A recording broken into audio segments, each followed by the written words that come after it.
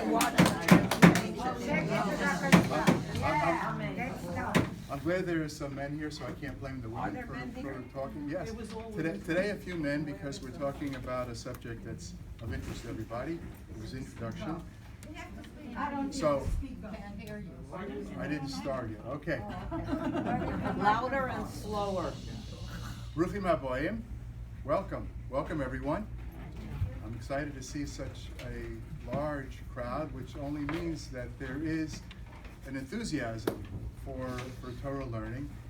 And Rabbi Steinsaltz says that Jewish communities, particularly Orthodox Jewish communities, are sustained by the people who are learning the Talmud within them. So that means that by all of us getting together and studying Talmud, we're actually performing a service for the rest of the people who are living in our community. So, kol hakavod to all of you. Thank you very much. And before I start, I want to thank Rita Geller. Rita is the sponsor of this series in memory of her husband. And we purchased Gemaras for everybody. We did not expect the turnout. So those that are there, if you're coming back, take it. It's a gift to you. And we'll have photocopies for those of you who don't have a book, and we'll be ordering more. So we'll have enough for everybody. So first, I want to thank. You want to share? We'll share. We take them now. Right, you can take it now. We'll share. Right, you're not going to need it for a little while, and you can share, and we'll have photocopies too for those that don't have a book. So, well, ladies, we only have 45 minutes. Are we supposed to go get it? Pardon? Are we never give women? You don't have to. You're going to have copies ready. So also, I need to thank also the person who had the idea for the class. So the idea came from Harriet, and I can see she's not alone. So thanks, Harriet, for bringing the idea to us. We need to thank Rabbi Weinreb, because Rabbi Weinreb, as you know, we all know him. He comes to the village for a period of time during the winter, and he spends time with us. But he's also the editor-in-chief of the Koren Talmud, which is the version that we're using. Koren is a very modern translation. It's actually being worked on right now. They have an institute in Israel. Rabbi Steinsaltz unfortunately passed away not too long ago, but he started the institute, and the people are continuing to work on translating and commenting on very, very many Sifrei Kodesh. So the translation that you have is the most modern, and we're going to be working with that. I want to also thank Jill. Are you going to be ordering more? Or yes, can we order? We're going to be ordering more. So what I want to do is those people who you're free to take them. They're a gift. It's not. They're gone. Okay. They're gone. So we're going to be getting more. So if you are intending to come back, You bring it. take it home with you. Bring it back next time. If you're not intending to come back, leave it for someone else. So if you're intending to come back, it's yours, and we'll be ordering more as soon as they can get here. We will have more. We should have enough for everybody. That's the plan, because we want this to be something that's not just 45 minutes a few times over the season, but it should start a lifelong learning process. And I know that for us, Mindel and I learn every day together. We do Daf Yomi together, and our daughter in Israel does it with us sometimes. One of our kids does it. So it becomes a lifestyle. So we want to help you to facilitate that. We want to also thank the House Committee for organizing. And if you notice, there are no refreshments today, right? Because we know it's a fast day. But starting with next week, there will be refreshments. We're going to have something like rogalach or something like that, and a coffee pot going. So when you come and you sit down and learn, you have a little snack along with you.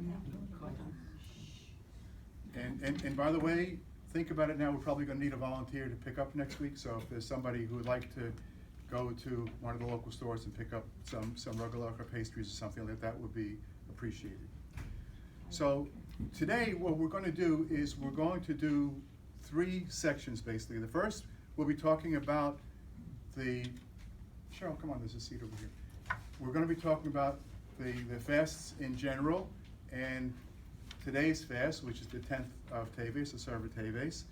We're going to do an introduction to the Talmud, where we're going to give some history and some background. Then we'll have this. This is actually a copy of the first page that we'll be doing together. So you'll be able to open your book. You're going to be able to see what's going on the page. It looks very complicated. It looks very scary, but it's not. And then we'll actually get started with the learning. So Can you tell us which Gemara you're talking about? we're talking about Gemara Pesachim, okay? And we decided to start with that one because it's practical information. We'll be working on this for this week and then 12 more weeks. We'll be finishing up right around Purim, and so it's kind of an introduction to Pesach.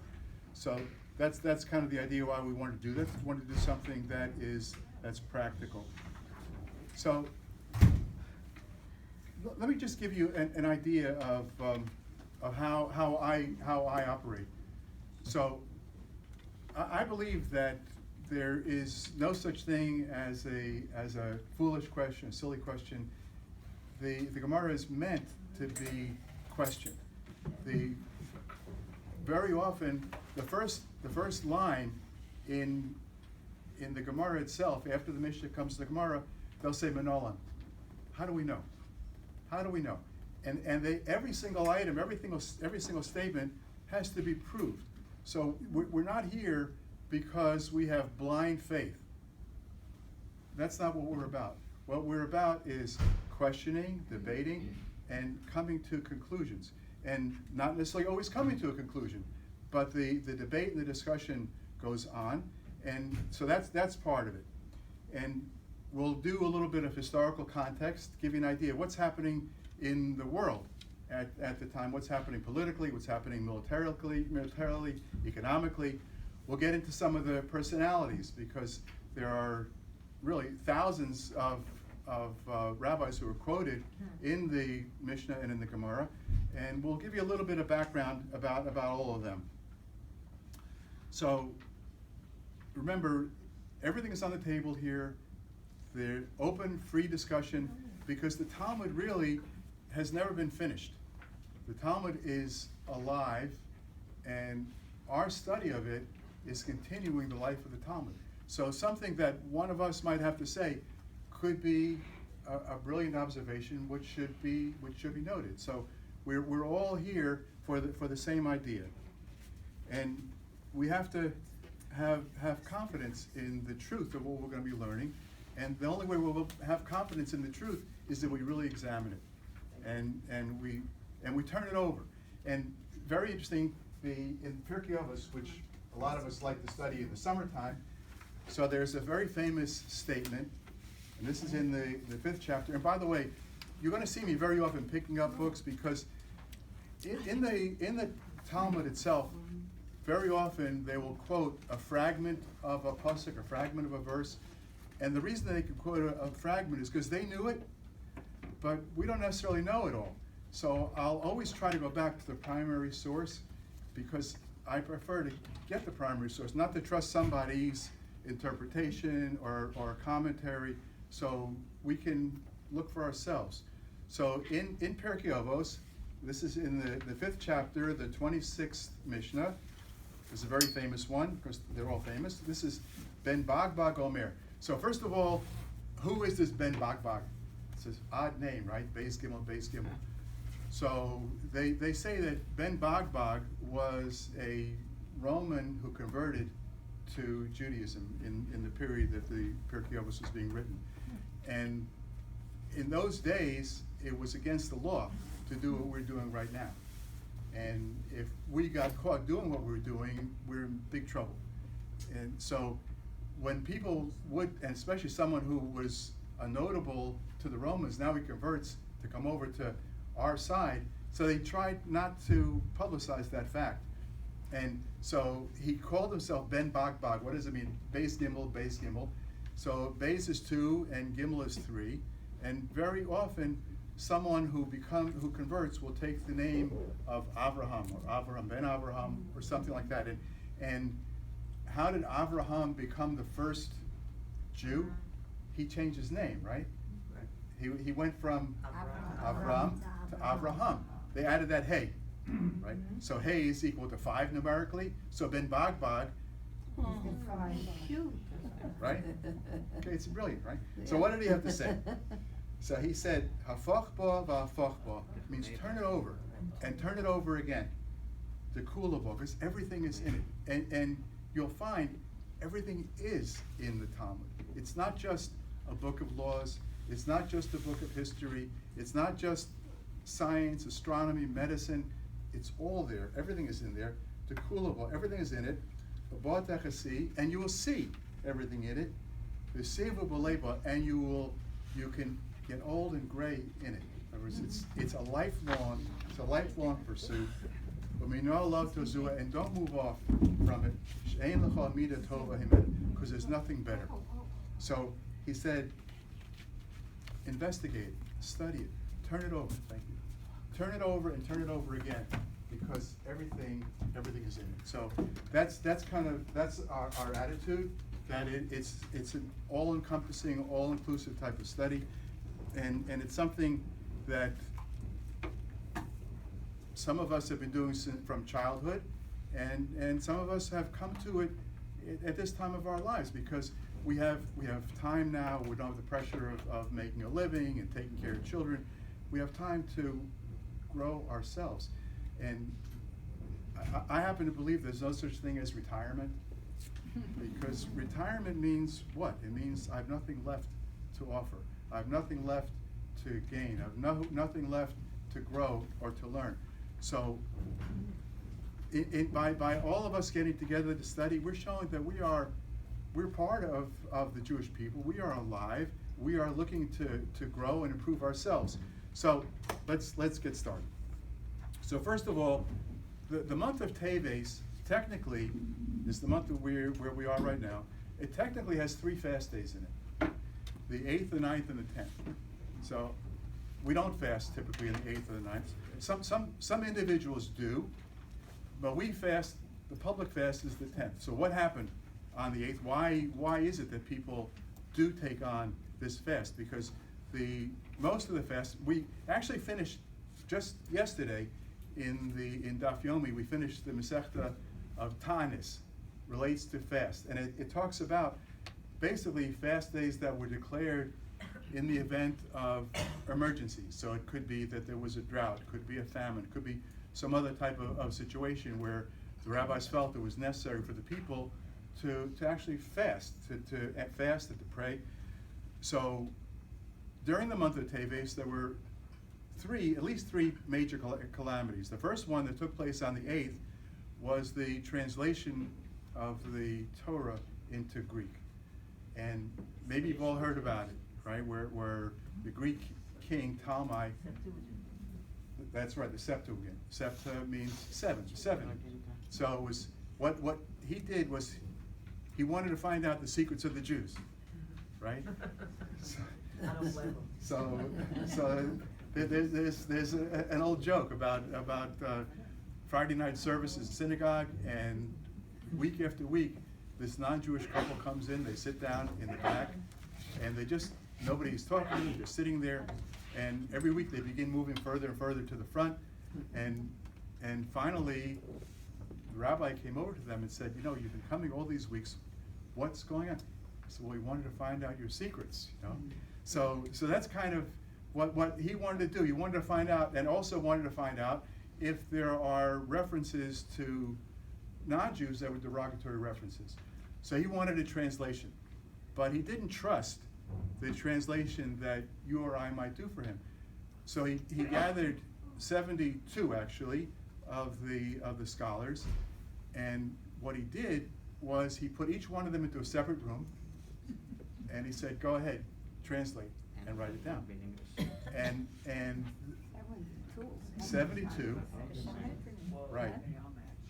So what do you think would happen if all of us were to take a particular story that we all knew, let's say we all were fluent in French or something like that, and we all had to translate that French poem or story, we'd probably get very different versions, wouldn't we?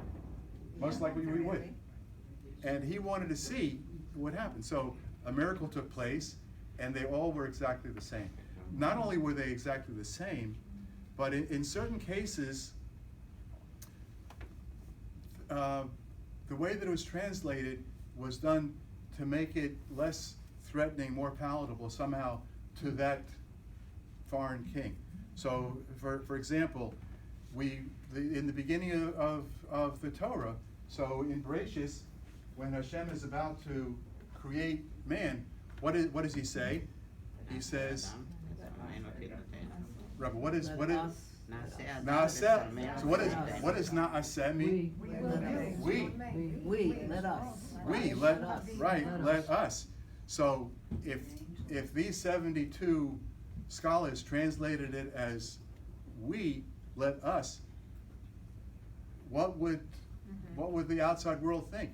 They would think that there's more than one, right? So what they did is they translated I, let me. And they all did the same thing.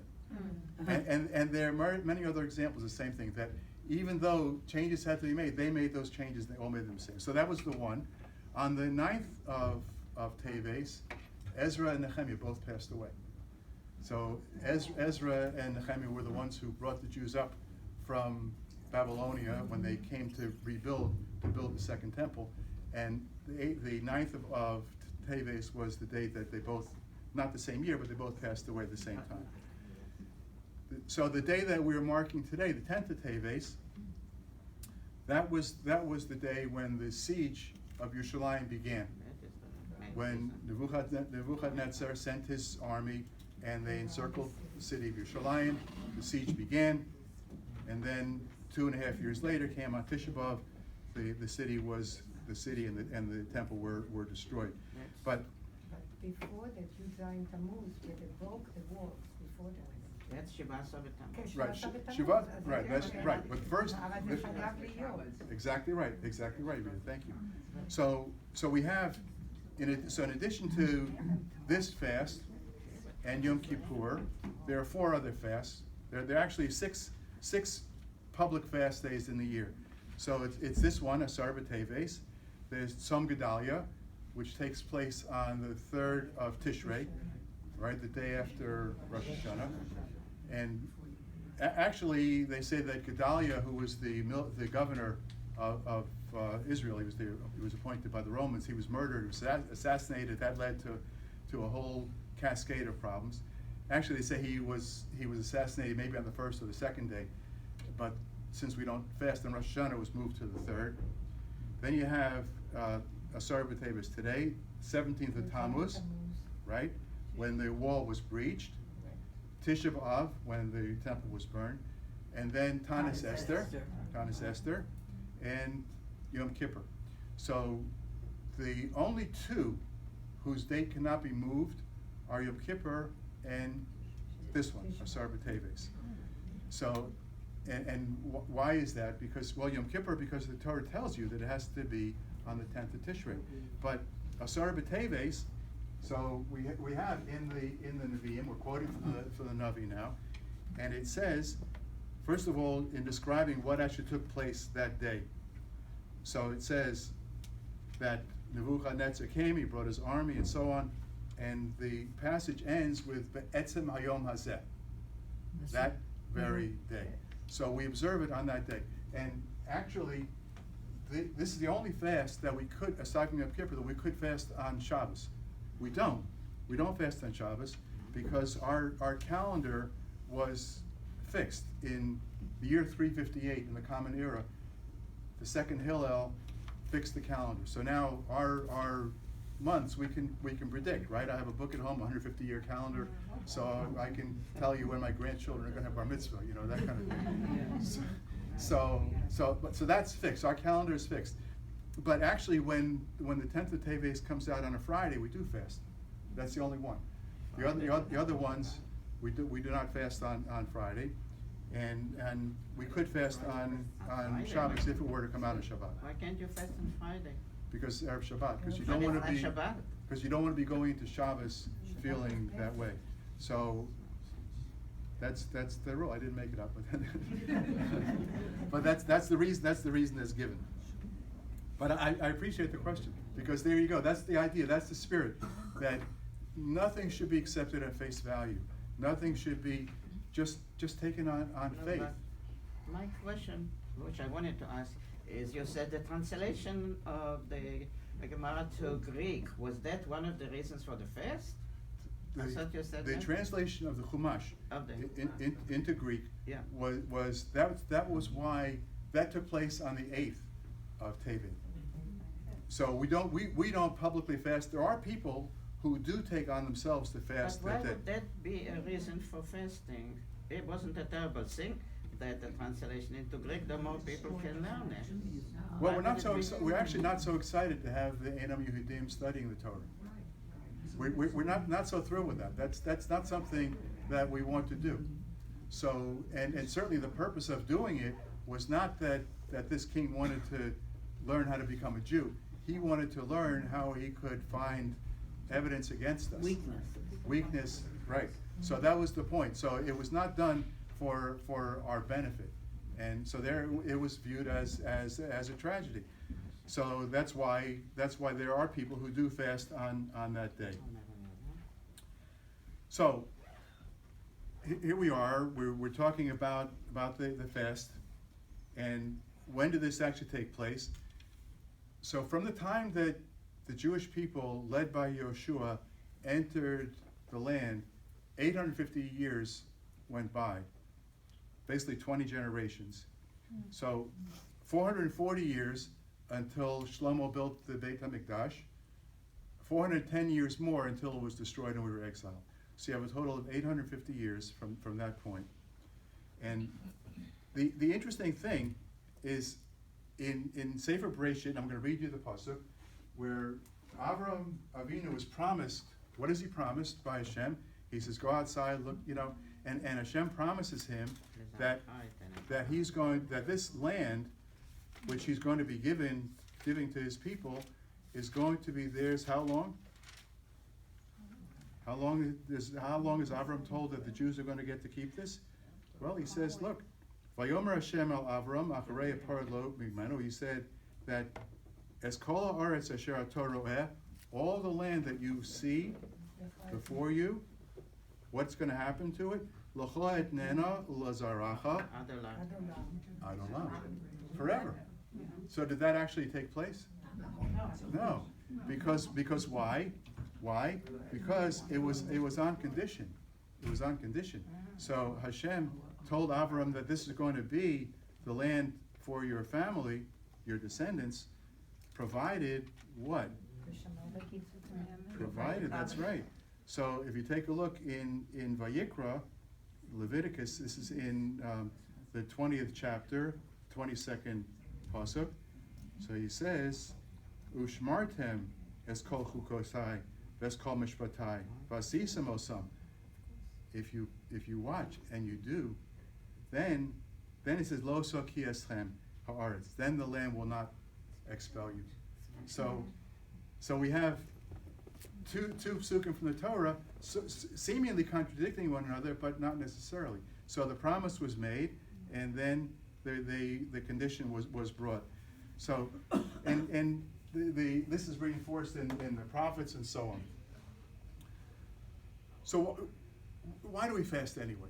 What's the purpose of it? So the Rambam says that the purpose of fasting is not really to punish us or to make us suffer, because at the time that the calamity happened, there was enough suffering to go around. That's not the point. The point of it is for us to think about what actually took place. Think about what loss we actually suffered, and to recognize what is it that we can do. After all, we are all thinking, operating, working people, thinking people, and we can live our lives in a certain way to make sure that these types of calamities don't take place again. So that's really the purpose of the fast. And in our davening, so we say certain things, remembering this. We say slichos prayers, asking Hashem for forgiveness, and so on. And so by observing the fast, we're recognizing that certain things are lacking, even in our good life here in Boca Raton, Florida. And we have to realize that there is something there, and that we want to get back to it. So, I'm sorry, but Sure.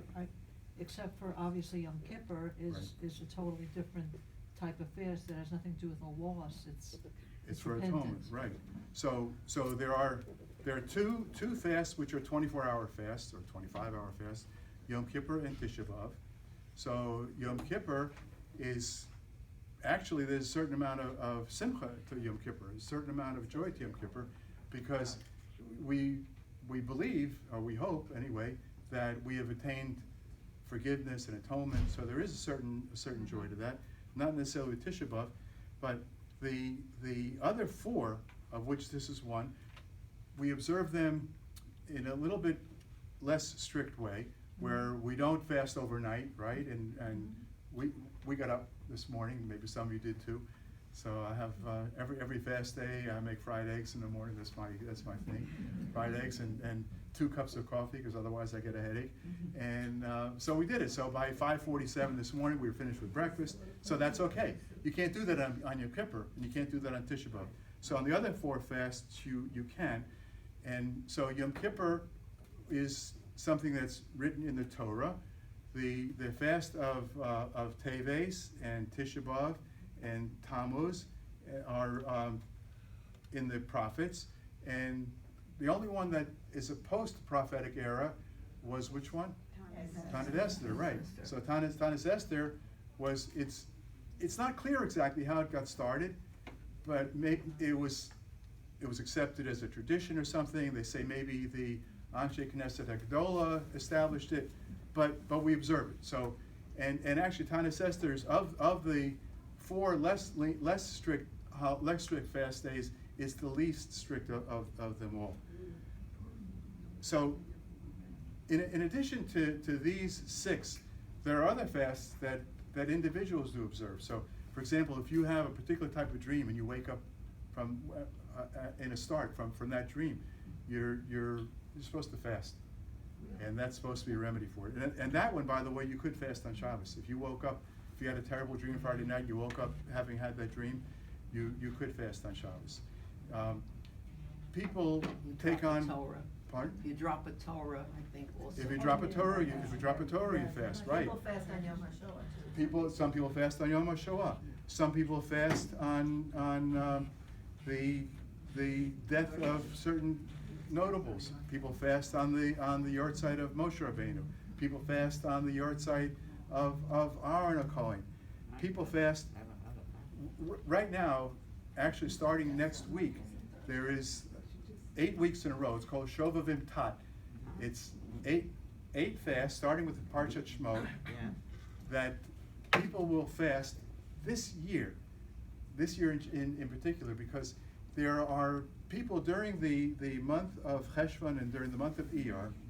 There are some people who take on the practice of fasting, what's called Bahav, Beis Hey Beis. Maybe you've heard about it. Tuesday, Thursday, Tuesday. Monday, Thursday, Monday, right. Yeah. Monday, Thursday, Monday. Have you heard about Bahav? Yeah. So people take that on. It's a fast which individuals take for the welfare of the Jewish people and to prevent miscarriages among Jewish women. Right. People will find reason to fast. So that's a pretty good reason to fast. So there are people who do it, and in our shul up north, they used to make a special Mitzvah for those people who are going to be taking that on. But we have a problem this year. What's our problem this year? This year is a leap year. It's a leap year, right? It happens to be that too, but the problem is that it's a leap year, and what that means is that the months of Cheshvan and Iyar are going to be separated by more than 6 months, because we have an extra month of Adar. So therefore, to prevent this issue from lasting more than 6 months, so that what the Institute was these 8 fasts from the Parshat Shemot through the next 7. So people take on themselves to fast the Thursday before that Shabbos. So that's called Shovavim Tat. So some people take that on. So you have a number of different reasons why people are fasting. And so today happens to be one of those fasts. So I like that. So why? We could turn them all on then. Thank you. There's always one. So what is the Talmud anyway? Right? We're here to talk about Talmud, and the title is Talmud for Women, and actually I have a Facebook blog that I started a few years ago. We had active classes called the Talmud Without Fear. I know Marilyn used to come, and the idea is to introduce it to everyone. Talmud is, well, what do you think? What do you think Talmud is? Interpretation? Interpretation. So Rabbi Teitz of blessed memory used to say that the Torah, the Chumash, is like a telegram, right? You guys remember what telegrams are? Right? Right? I think some of my uncles in New York sent a telegram at my bar mitzvah, you know, and somebody came in and read it out. Right? That's like the email from 60 years ago. But a telegram is a few words, and it says stop, and then another few words. So it's very, very short. And then you have the Mishnah, which expands on it a little bit more, and the Gemara expands on it more, and the Gemara continues to. The Gemara is alive. The Talmud is alive. It's not something that a book is sealed and that's the end of it, and there's no questions. It's something that's alive, and we're all part of that process. So what's in it? How does it work? First of all, it works basically by it'll start out with a Mishnah, which is usually fairly brief, a few lines. So maybe it'll quote one law or a couple of laws, and the Mishnah is in Hebrew. The Mishnah was written in Eretz Yisrael. The time that the Jews were mostly there was the early part of the Roman domination. Maybe everybody could like turn the wood now. Of course. Okay, so the Mishnah is written in Hebrew because at the time that it was written, most of the Jews were still in Eretz Yisrael, and it was the time that the Roman Empire was quite strong, and the central government of Rome was quite strong, and they pretty much allowed the Jews to operate and manage their own government and so on. And so the decision was made to write it down because there was so much information out there that it became very difficult to remember everything, because originally the Torah was given in two forms, right? We have the written Torah, right, the Chumash, and then the oral law was given at the same time. And so what does that mean, that the oral law was given at the same time? So for example, we're instructed to observe certain mitzvos in a certain way, but we don't know how that actually works. Because, for example, we'll say that you should observe the Shabbos, right? Don't work on Shabbos. What does that mean, actually? Don't work on Shabbos. Or we're told that we're supposed to slaughter animals, but we don't really know how. How is that done? Or we're instructed to circumcise our male children, but there's no real, the Torah doesn't tell you how to do it. So that's one issue. Then you have certain things in the Torah that if we did not have the Talmud, we couldn't understand. For example, very famous one, if I damage someone physically, right, what is the famous quotation? Eye for an eye. Eye for an eye. So there are people in this world today who Literally take that literally, but we don't do that, because we have the oral law, the Torah Shebaal Peh, which was given in our tradition. We say that they both were given at the same time, and the Torah Shebaal Peh was handed down, father to son, teacher to student, but eventually that process, that system, began to break down, because people have to work for a living, right? And not everybody's equipped to be able to instruct their children. So we had to have some kind of a system of organized schools, right? So schools began to become organized. So they would take children at the age of 5, and they would begin teaching them the Torah. That would be for about 5 years. those students who were gifted would go on for another 5 years where they start to learn the Mishnah, the basics.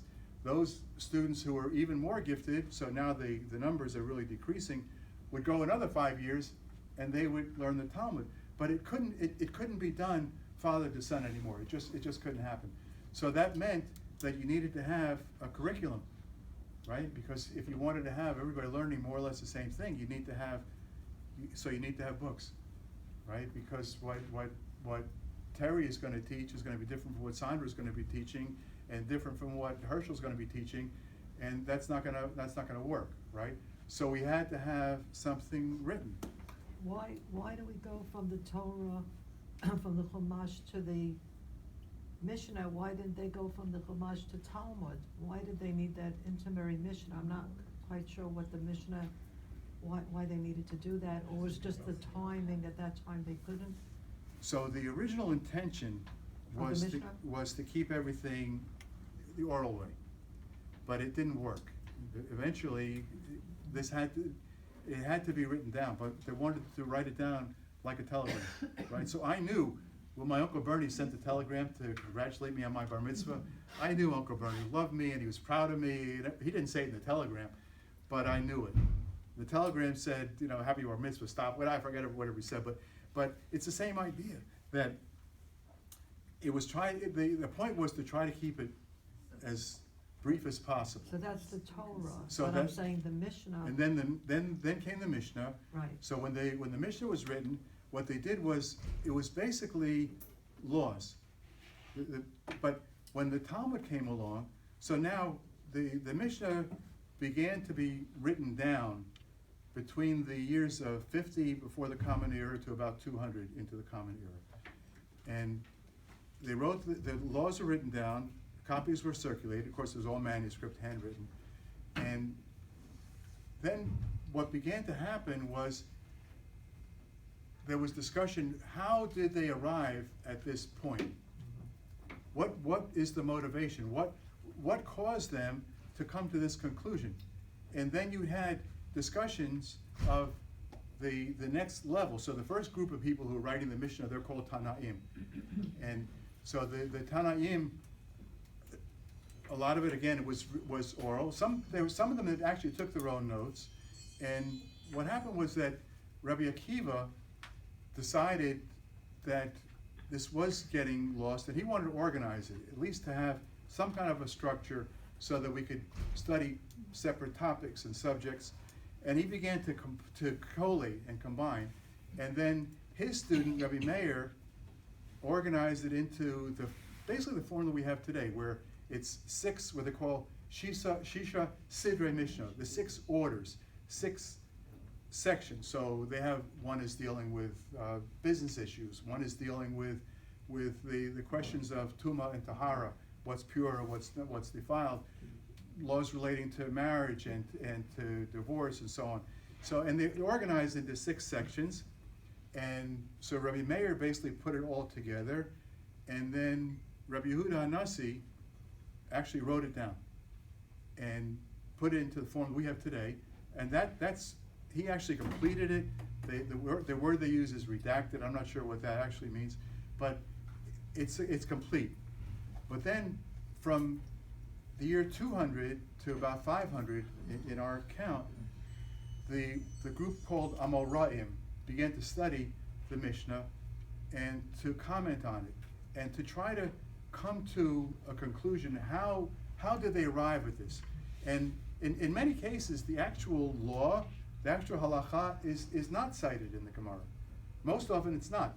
Most often it's left to later authorities, right, starting with the Rambam and others, to actually codify what the actual halacha is. How do we actually practice? So the Gemara is not doing that. And so again, the idea was at first to keep it as brief as possible, just to have the laws, and then later on it expanded into this tremendous, how many 2.5 million words are in the Gemara. So and again it keeps growing. So I don't think we're going to get to this today, but where was this happening? So the Mishnah we said was being written in Eretz Yisrael. After about the year 200, the Roman Empire basically fell apart. It was still, they still were the world power, but their central government had pretty much collapsed. And what was happening is that you had civil wars and anarchy, and so what does the government do when they have a war? They raise taxes, right? And they come down on the citizens. And so those people who were living in Eretz Yisrael began to emigrate, and many of them went to Babylonia, which is today Iraq, right? Yeah.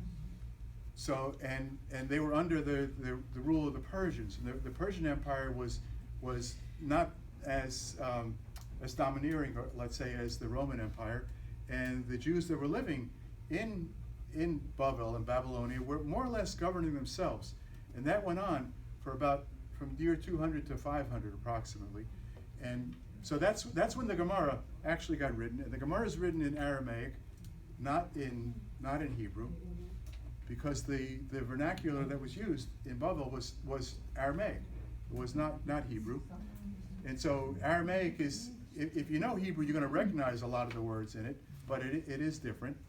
And so, and what they occupied themselves with mostly is discussion of how the Mishnah arrived at what they're stating, who says so, why do they say so, where do they get this idea, and it's a constant discussion and debate. And what's fun, a lot of it is fun, but sometimes when you'll see they'll mention two different people, you might think that they're sitting in the same room, like we are, but they could be quoted a couple hundred years apart, and they're quoted on the same page as if they were in the same room together. And so it's a process that's taking place over a period of hundreds of years, and around the year 500, Ravina and Ravashi basically put it together, edited it, and put it into the form of the central part of it. So I guess next time what we'll do is we'll get into what's happening on the page, because if you've ever seen or ever looked at the Gemara, it looks kind of I guess intimidating in a way, because there's a lot of stuff happening in the different scripts. There's large type, small type, and we'll go into who's here, what's happening here, and how do we approach it. So I want to thank everybody for showing up. Very good. Right. Jill? Of the Mishnah. How does the laws, I mean, the Shulchan Aruch is down now. Wait. Jill did raise her hand. Talmud is the Torah. Next week is the men's club trip, and I think there are several people who will be absent. And Right. I should know that they didn't just do it. Maybe tomorrow. Okay, I'll forgive you. Okay, so let me just ask. Hang on one second. Rita and I need to know how many more Gemaras to order. So who's coming back? How many more Gemaras to order? Okay, Rita, will you count how many are coming back? How many are coming back? Because I want to make sure we have enough for everybody. Next Tuesday we won't be here, but then the weeks after we will. Just 1 week we won't be here. So okay, but after that, what I mean, After that, we'll be back. okay. So we need another 10 or 15. Okay, so we'll order another 15 of them, and if we need more, we'll keep ordering. Right. Because we want to do something. It's very great. Okay, thank you everybody, and we'll see you again next time.